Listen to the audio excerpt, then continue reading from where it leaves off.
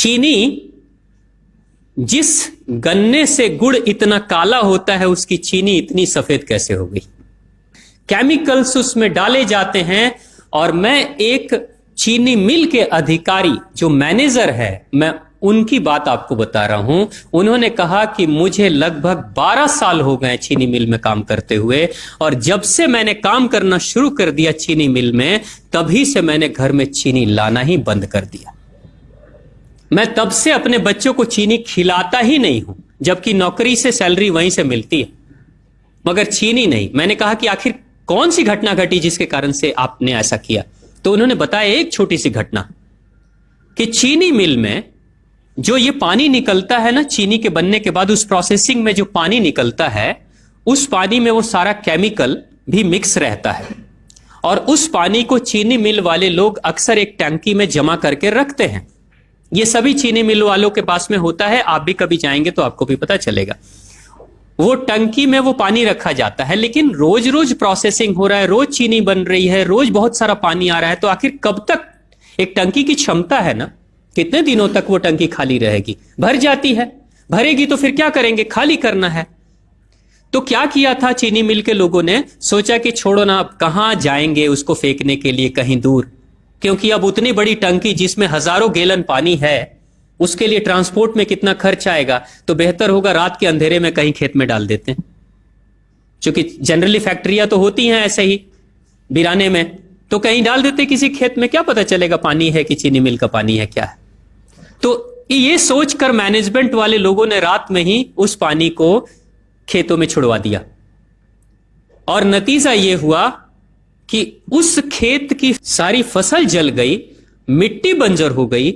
और जब किसान पता करने लगा कि आखिर क्या हुआ मेरे खेत में, जब चेकअप कराया वो मिट्टी का, तो पता चला कि इसमें तो चीनी मिल का जो वेस्ट मटेरियल है वो डाला गया है।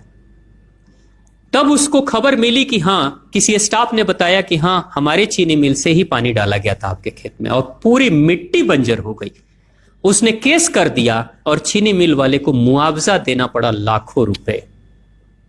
तभी से वो स्टाफ कहते हैं कि जो मिट्टी को बंजर कर दे वो इंसान के शरीर में जाए तो क्या करेगी। उसी के बाद से मैंने अपने घर में चीनी लाना बंद कर दिया। और सच्चाई है, लगभग अगर आप देखेंगे तो अंग्रेजों के आने के समय अंग्रेज पहला चीनी मिल इन्होंने भारत में ही लगाया था। पहला चीनी मिल भारत में ही अंग्रेजों का लगा, और अंग्रेजों ने चीनी की शुरुआत की। भारत के लोग गुड़ खाते थे, चीनी नहीं खाते थे। उन्होंने बहिष्कार किया, बिल्कुल नहीं, लेकिन चीनी और चाय पत्ती दोनों के लिए लोगों को तैयार किया गया था। चाय पिला पिला कर फ्री में चीनी के लिए तैयार किया गया, और चाय के लिए भी तैयार किया गया।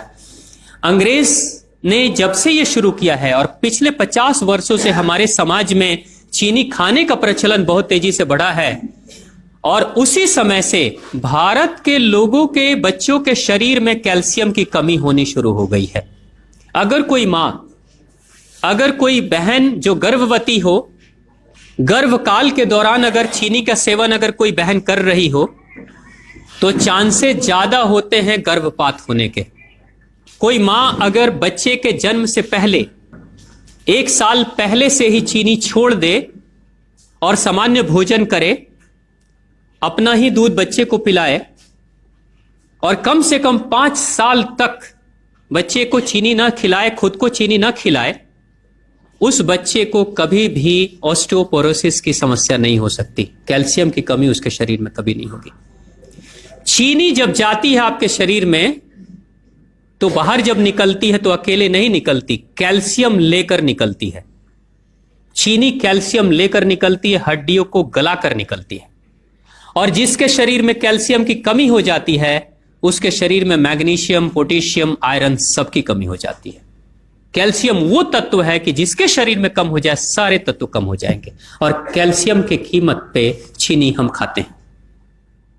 भारत, पाकिस्तान, बांग्लादेश, नेपाल, ऐसे कुछ देशों के अलावा दुनिया के बहुत सारे ऐसे राष्ट्र हैं जहां चीनी का इस्तेमाल ही नहीं होता। आज भी चीनी खाते नहीं, बहुत सारे देश नहीं खाते बिल्कुल। आप गुड़ खाया करिए, वो ज्यादा बेहतर है, चीनी को छोड़िए।